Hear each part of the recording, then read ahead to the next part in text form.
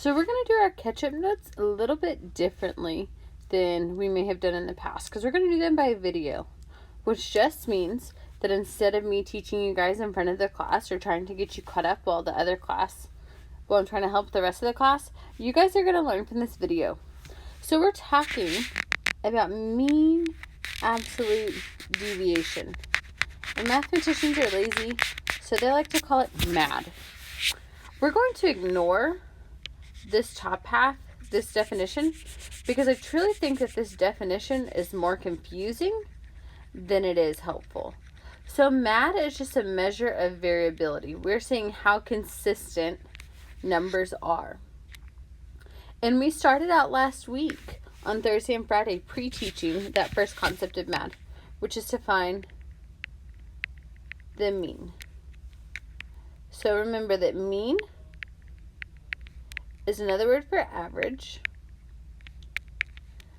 An average is just finding the sum of the numbers, which is adding them all up, divided by the number of numbers.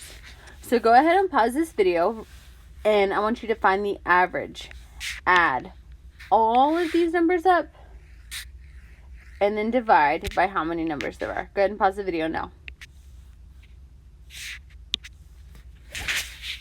So when I add all of these up, we get 830, and we're going to divide it by 10 because there are 10 numbers in that list. So my average, or my mean, is 83. So the next thing we're going to do is we're going to find the distance each number is from 83. So all we're doing here is we're saying 83 minus 95, 83 minus 90, 83 minus 70. But because we are finding distance, it's super important that we know. Let me give myself a little more space. That distance is always positive. So when I subtract, even of my calculator, when I do 83 minus 95, my calculator is going to give me a negative number. But distance is always positive. So it's just a positive 12. I don't live negative 12 miles from school. I just live 12 miles from school. Go ahead and pause the video and fill the rest of that table out. Each time you're just doing 83 minus the number. 83 minus the number. Pause this video now.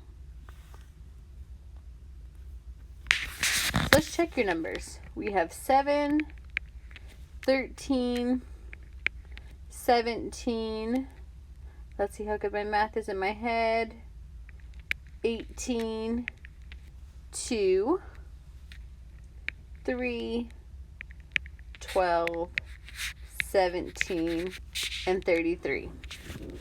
So we average, we subtract, and then our last step is just like the first. We're going to average again. We're going to find the mean of the distances, which means that we're taking all of these numbers,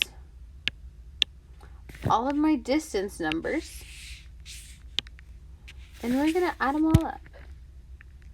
12 plus 7 plus 13 plus 17 plus 18 plus 2 plus 3 plus 12 plus 17 plus 33, all divided by 10, because there are still 10 numbers in that list. Go ahead, add them up, divide them by 10, and go ahead and find that MAD. Again, if you're wondering where these numbers came from, they are those distance numbers from our table. Pause the video now and go ahead and calculate MAD.